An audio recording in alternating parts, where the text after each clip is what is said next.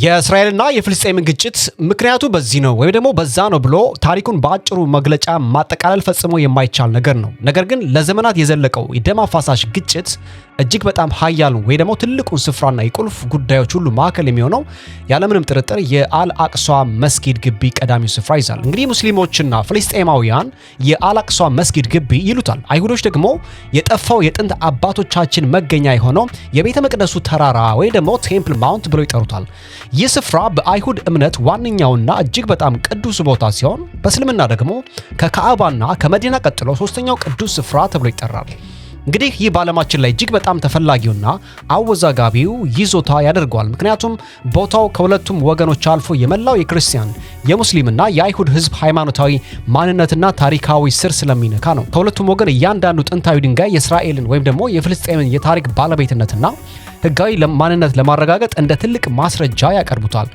ታዲያ ይህ መሬት በእውነት የማን ነው? እንዴትስ ይህ ስፍራ የዓለም ትልቁ የግጭት መፈልፈያ ሊሆን ቻለ? ምናልባትም ደግሞ የሶስተኛው የዓለም ጦርነት መጀመሪያ ሊሆን ቻለ? ይህንና ሌሎችም ጉዳዮችን አብረን እናያለን። ሰብስክራይብ አድርጋችሁ አብራችሁን ቆዩ። የኢየሩሳሌም ምስቅልቅል ታሪክ እንደ ቤተ መቅደሱ ተራራ የሚያሳይ ስፍራ የለም ብንል ማጋነን አይሆንም። ያ አስደናቂ ወርቃማው ዶም የከተማዋ መለያ ምልክት ሆኖ ቆይቷል ለዘመናት። እዚህ ስፍራ ላይ የሶስቱ አብርሃማዊ እምነት ታሪኮች፣ ተስፋዎችና ምኞቶች ይገናኛሉ። ነገር ግን ሁሉም የኔ ነው የሚለው ከሆነ ስፍራው በእውነት የማን ነው? Right in front of the Al-Aqsa compound. This is such a sensitive religious site, isn't it? One of the flashpoints that led to the 11-day conflict. ለዚህ ጥያቄ ምላሽ ለማግኘት ወደ ጥንተ መሰረቱ መጀመሪያ መመለስ ይኖርብናል። በአይሁድ ወግ መሰረት በዚህ ግቢ መሃል የሚገኘው ትልቅና ጠፍጣፋ የድንጋይ የዓለም እምብርት ነው ተብሎ በአይሁዶች ዘንድ ይታሰባል።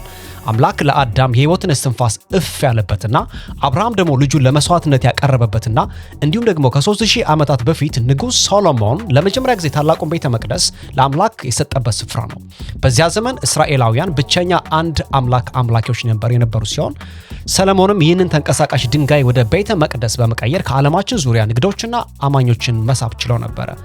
ከዛም ለ400 ዓመታት ያክል ይህ ቤተ መቅደስ የአይሁድ እምነት ማዕከልና የኢየሩሳሌም ዘውድ ሆኖ ብዙ ዘመናት ቆይቷል። ነገር ግን የታሪክ ቦታዎች እንዲሁም ታላላቅ ቅርሶች ሁልጊዜም ተቀናቃኝና ጠላት ያፈራሉ።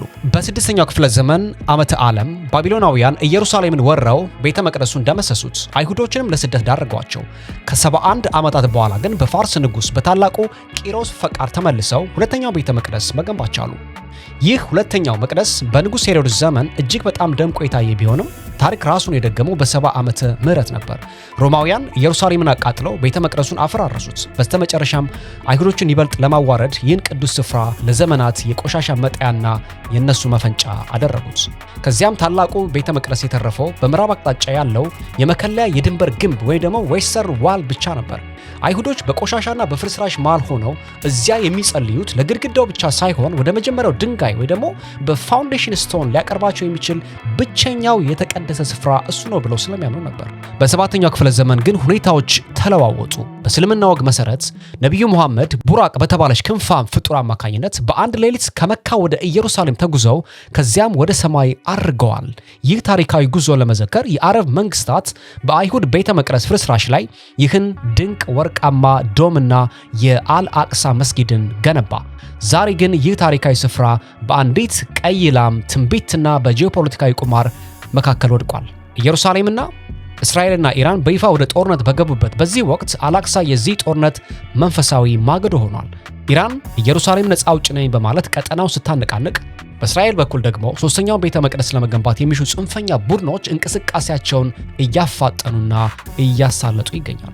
በጣም የሚገርመው ግን የአሜሪካ አቋም ነው። ለዘመናት ለእስራኤል የማይናወጥ ድጋፍ ስትሰጥ የነበረችው ዋሽንግተን አሁን ከኔታንያሁ መንግስት ጽንፈኛ ፖለቲካ ጋር እየተጋጨች ትገኛለች። አሜሪካ ቀስ በቀስ ከእስራኤል እያፈገፈገች ፊቷን ደግሞ ወደ ቱርክ እያዞረች እንደሆነ ይታወቃል። ቱርክ እንደ አዲስ የኔቶ አጋርና የሙስሊም ዓለም መሪ ሆና በመውጣት ላይ በመሆኗ ምክንያት አሜሪካ በእስራኤል ፋንታ ቱርክን እንደ ቀጠናዊ ሚዛን መጠበቂያ እንድትመርጥ አድርጓታል።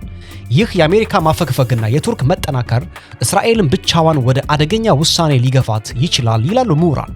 የቀዩ ዓላማ መስዋዕትነት ከተከናወነና በአልአቅሷ ላይ ለውጥ ከመጣ ለኢራንና ለተተኪ ኃይሎቿ በእስራኤል ላይ መጠነ ሰፊ ጦርነት ለመክፈት ትልቁ ሃይማኖታዊ ምክንያት ይሆናል ተብሎ ይታሰባል። ኢየሩሳሌም ዛሬ የጥንት ታሪክ መዘከሪያ ብቻ አይደለችም፣ የአዲሱ ዓለም ስርዓት ፍጥጫና የዓለም ጦርነት ጥላ ያረፈባት የሰዓት ቦምብ እንጂ። ከነቢዩ ሙሐመድ የሌሊት ጉዞ 500 ዓመታት በኋላ ሌላ የማዕበል ዘመን መጣ። ክርስቲያን መስቀላውያን ቅድስቲቱን መሬት ከሙስሊሞች ለመንጠቅ ከአውሮፓ ሀገር ሰንጥቀው ዘመቱ።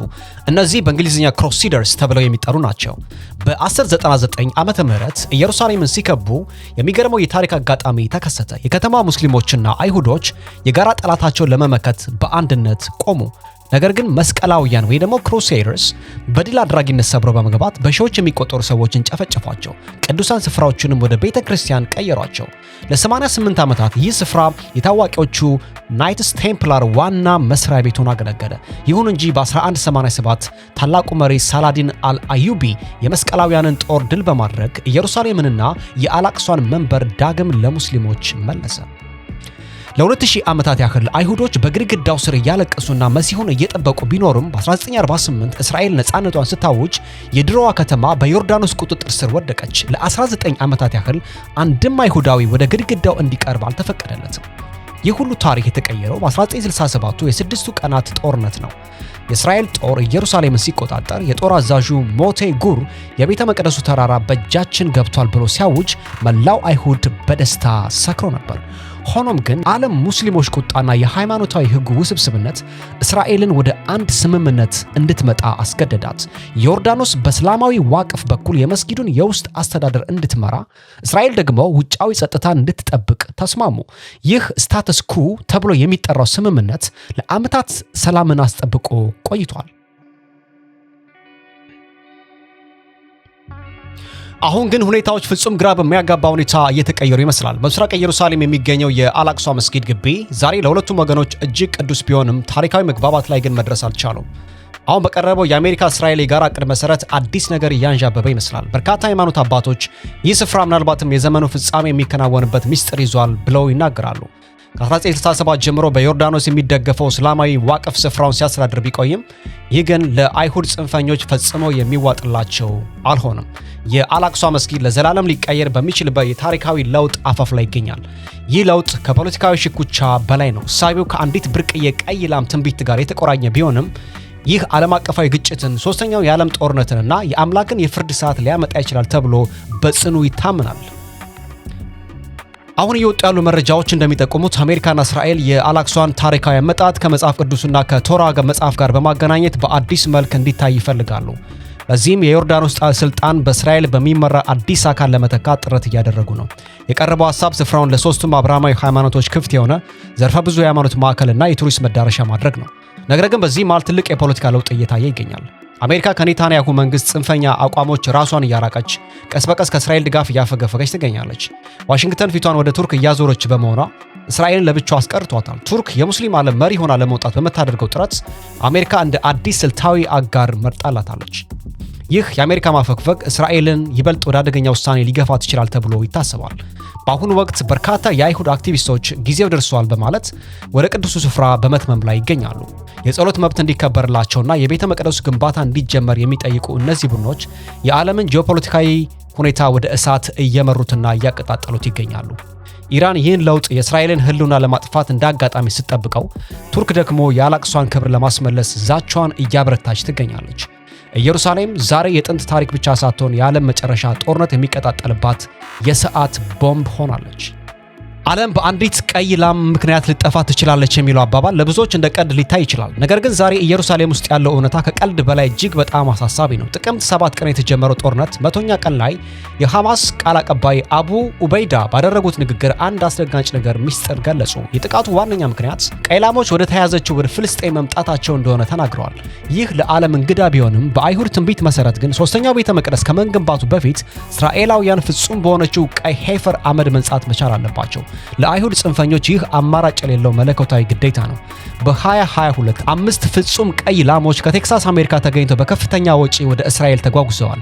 እነዚህ ላሞች አሁን ለመስዋዕትነት የሚበቁበት ዕድሜ ላይ በመሆናቸው ለጽንፈኛ የአይሁድ ቡድኖች የአላቅሷ መስጊድ መፍረስና በቦታው ላይ የቤተ መቅደስ መገንባትን የሚያበስር ታላቅ ምልክት ሆኖላቸዋል።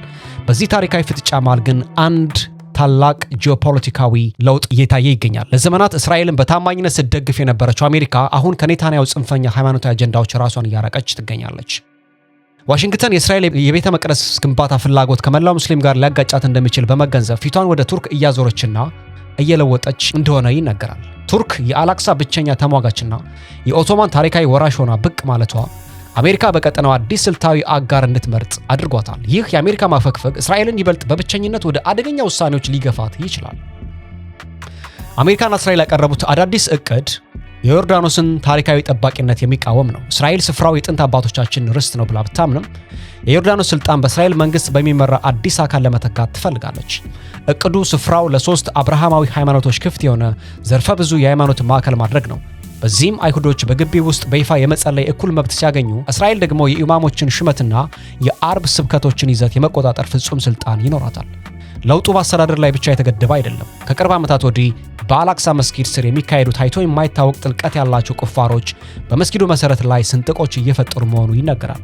በተጨማሪም ወደ መስጊዱ በሚወስደው ባብ አልሲልሲላ መንገድ ዙሪያ ያሉ ታሪካዊ የፍልስጤማውያን ንብረቶች እስራኤል ለመንጠቅ እየሰራች ትገኛለች። ዓላማውም የአይሁድን መንደርን፣ ምዕራባዊ ግድግዳንና የድሮዋን ከተማ ክፍሎች የሚያገናኝ ቀጣይነት ያለው የይሁዳ ይዞታ መፍጠር ነው። ይህ ሂደት የመስጊዱን ህልውና አደጋ ላይ የሚጥል የታቀደ ሴራ እንደሆነ ፍልስጤማውያን በጽኑ ይከራከራሉ።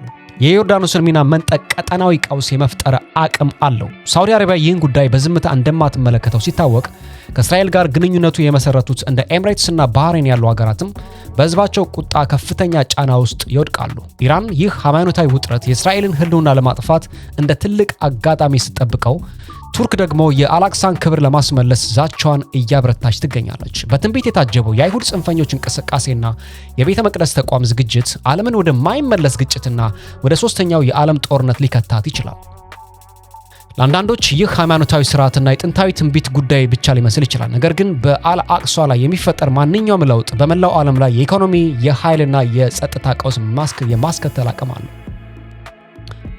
ቀዩ ዓላም ለመስዋዕትነት ስትቀርብ የታሪክ ገጽ ብቻ ሳይሆን የሰው ልጅ ዕጣ ፈንታም አብሮ ሊቀየር ይችላል። ዛሬ አላክሷም በመለኮታዊ ትንቢትና በሰው ሰራሽ ፖለቲካ መካከል ያለችው እጅግ አደገኛ መገናኛ ወይም ደግሞ ዓለምን የምታፈነዳ የሰዓት ቦምብ ሆናለች። ስላዳመጣችሁ እናመሰግናለን። ላይክ፣ ሼር፣ ሰብስክራይብ ማድረጋችሁ እንዳትረሱ። መልካም ጊዜ።